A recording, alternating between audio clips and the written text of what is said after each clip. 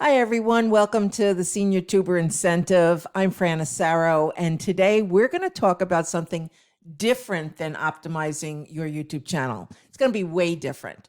I don't know if I've ever shared it with you personally here on this podcast, but one of the main reasons I decided to start the Senior Tuber community was to help people of a certain age to be able to communicate, have a community, and to do something purposeful, what they felt was purposeful by putting their gifts out on YouTube and maybe make some extra money. But it was also about feeling like you could leave yourself somewhere.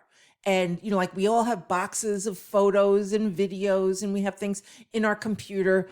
How many people will really get the benefit of that, right? So I'm going to be doing a back-to-back podcast. Today, I'm going to talk about how to create a virtual family reunion and use YouTube to do that. But the next video was also going to be about how to leave your legacy on YouTube. So stick around for that one too. I hope to see you there. So today about the family reunion, just so you know, I just started a virtual family reunion probably about 3-4 months ago, and it's been a huge success. So now, where it was always just in my head and I was doing a portion of it, I have some experience to share with you, and I think you're going to love it.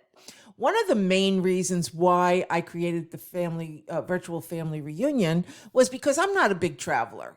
I just don't go to things all the time, and I think people think I don't love them or I'm not social. And I am. I do love my family and I miss them, but I just, they're all over the country, mostly in New York. I have some here in Florida, but we're still hours apart. And I want to see them more than we would do if we got together for a family reunion. Another reason why people don't go to family reunions is maybe they have social anxiety. Maybe they don't have the money to go and travel. Maybe they're aging family members and it's just too much for them to travel or health wise, right? And maybe because they just don't know you. And so there's no incentive for them to go travel across the country when some family member they've never met before is having a reunion and they're going to feel really awkward about it, right? And spend money and be awkward about it.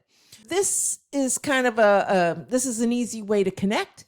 Everybody who wants to travel to see each other aside from the virtual family reunion is fine. But for a regular get together, whichever you determine is regular, we've determined every other month is good for our family. And I'm going to go over some of the things that we do for our family reunion. Take some notes if you want to, or I'll try to put stuff in the description down below. But it has been really exciting, and I'm really happy that we're doing it. One of the things you want to do is you want to give your family reunion a name, right? So I'm not going to use my family's name. I don't have everybody's permission to. So let's just use the name Smith, all right? And I'm from an Italian family. I don't think there's anybody in my family called Smith, but maybe. You never know. Let's call it the Smith Virtual Family Reunion. That's what I call it. And I created a Facebook page about that. Now, I created that Facebook page probably 10 years ago on Facebook. And that's a place where we can all share videos and images and memories and stay in touch, right? And it's been working all of these years. People feed it whenever they have something good, they feed that page.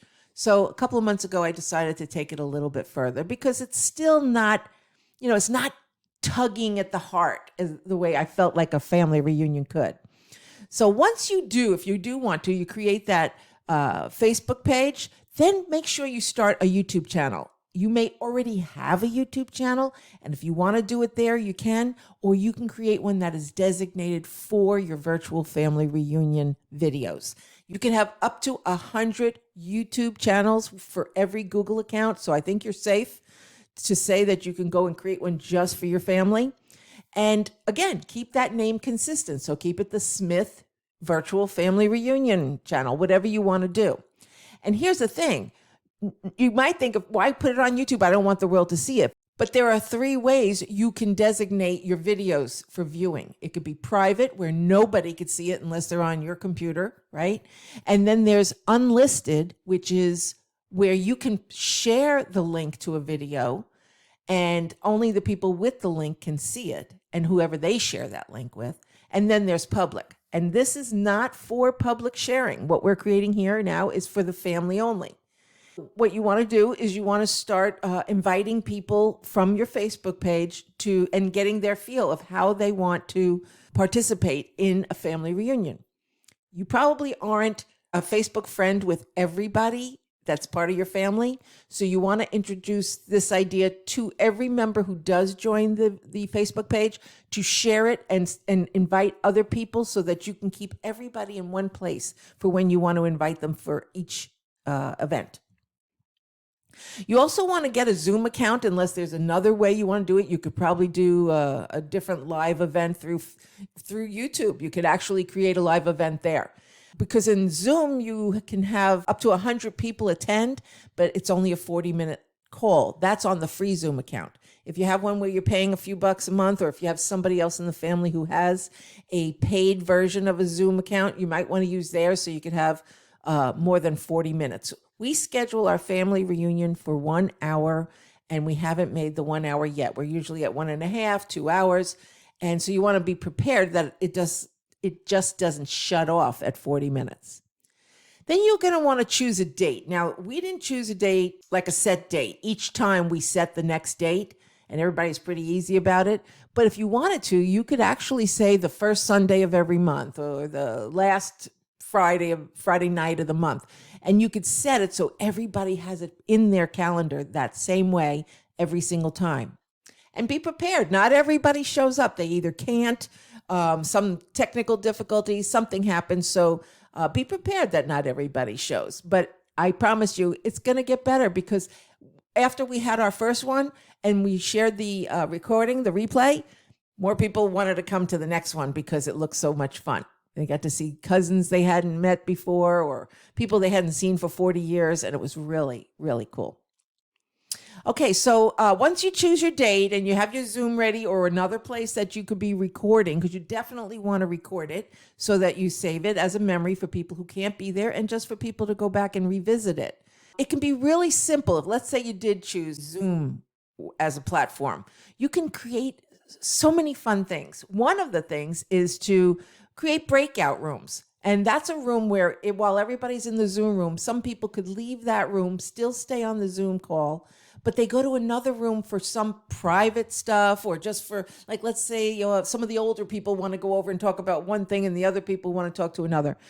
We actually had somebody use our breakout rooms the very first day because somebody was having trouble getting onto the call. So 2 of our tech queens went over to a breakout room and started working on the solution and being able to get our cousin over. So many different reasons you could do breakout rooms. You could have games that you play where everybody goes to a breakout room and has to share something about themselves that they hadn't shared with anybody or something fun. You could do a lot of fun things on Zoom, as a matter of fact. You could have polls on there and to ask questions. We have a new game that we played this time called What's My Line? It's like the old game show, What's My Line? And what they're doing is they're sending me information about themselves that nobody else knows. And then I bring it up during the family reunion saying, okay, I have over 100 pairs of shoes. And everybody will start guessing or I never wore deodorant, right? And people say, okay, who is that, right? And we just learn all these things about each other. And I have people sending me over their stuff all the time so we could play. That's a nice game you could play. Also, you could play some of your favorite music, maybe from somebody's wedding or something that you want to reminisce with, or play some videos or show some photos if you want to. Anything that your family finds important. You could actually have everybody meet for a Thanksgiving dinner, and you could all bring your food and share it in front of a table and have something like that. Now, you can mute everybody when they come into your family reunion, depending on how many come. We're a big Italian family, and everybody talks at the same time. We haven't had that many people that we can't moderate that. But if it gets to be a problem, you could just have everybody be muted and they raise their hand. And this way you can speak to everybody at that point. Or like I said, you could send people into breakout rooms where they could talk as much as they want to a certain amount of people. You could have groups of 4 where everybody goes and shares what they want to share.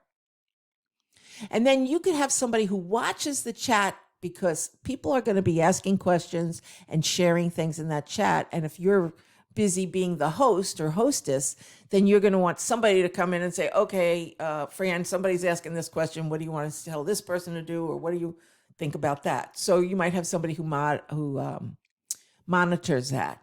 And you also want people to know that they could save their chat. So anything that's shared there, if anybody wants to share their phone numbers, email addresses, any contact information, they could share it there and then they could save the chat. But if they don't save the chat, you can still make a copy of that, whoever does save it, and put it in the description of your video when you do post it. It'll be really nice. You'll start noticing that people say, oh, wow, I can't wait to have this person's number. And now we could be in touch all the time. It's lovely. I have people that I am not connected to on Facebook that now I want to be, right? Because all these years they didn't know it was me. They didn't know who I was. And now they're accepting mine. And be prepared for people who aren't tech savvy. And in my family, there's a lot of us.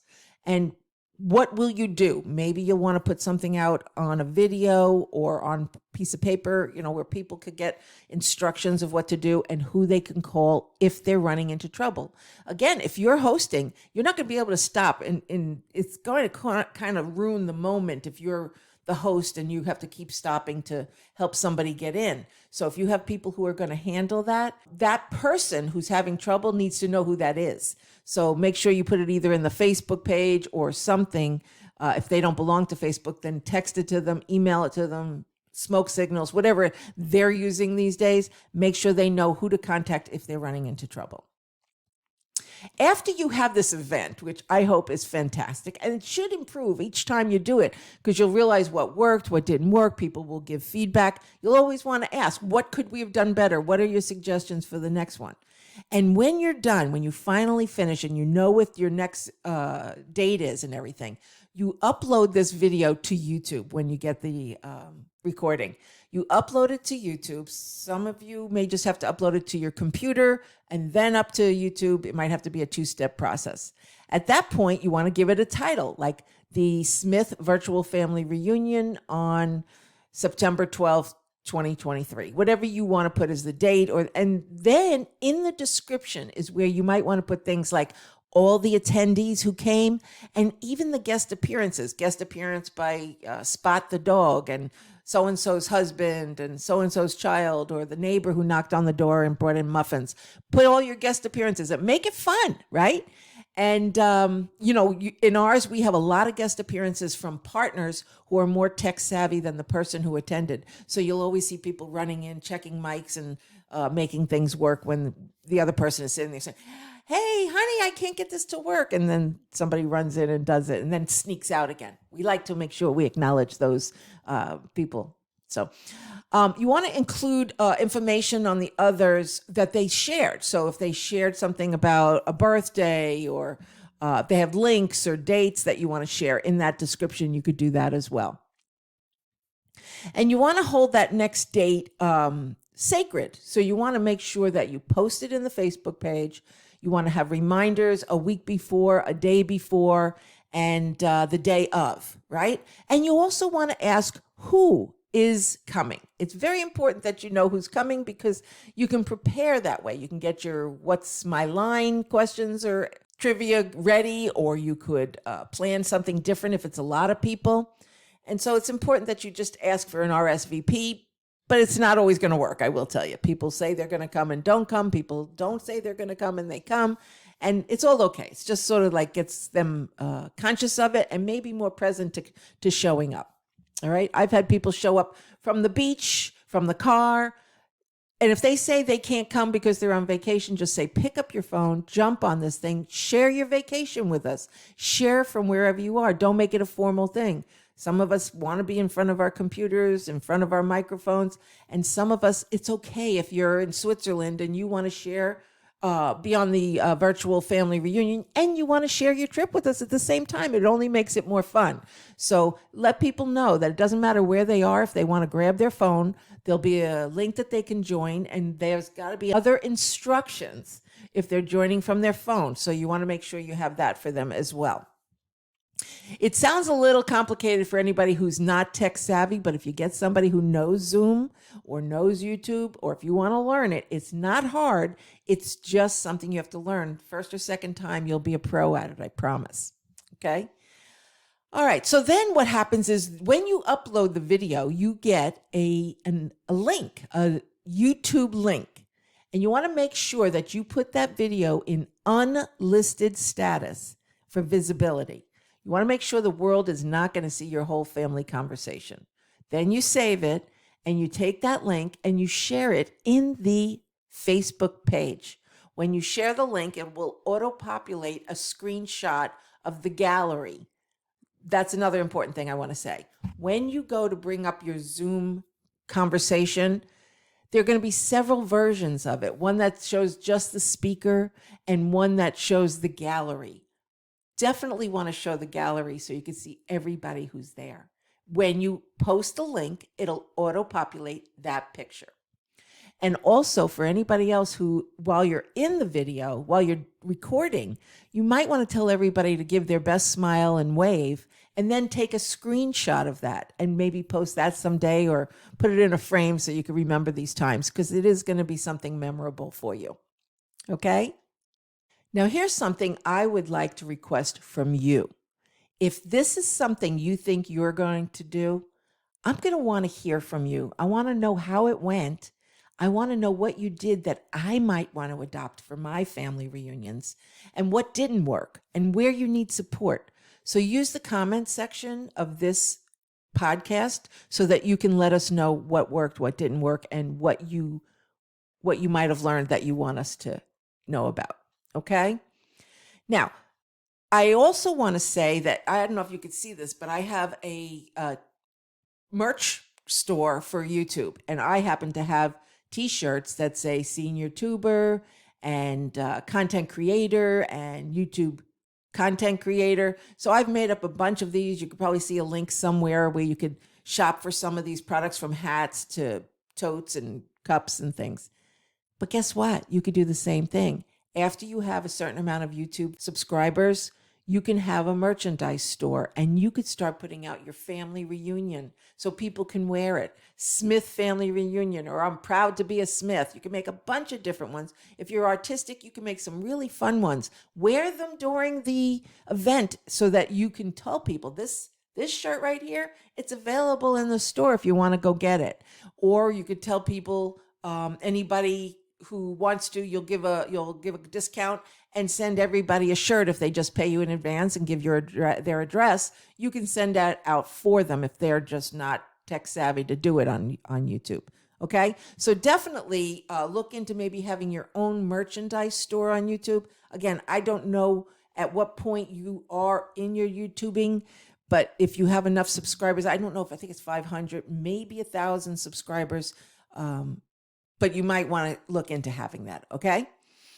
Another thing is we're going to do the next session on leaving your legacy. If you are considering having a place to leave things with your families, should you pass or when you pass, this is a great podcast for you to hear about, because it's going to be a game changer for some of you out there who don't know how to deal with this type of thing. So please stay tuned, okay? In the meantime, we're going to get back to optimizing channels. I've got some really great things coming up. A new membership that's coming up for the Senior Tuber community, where it's going to be housed right here on YouTube.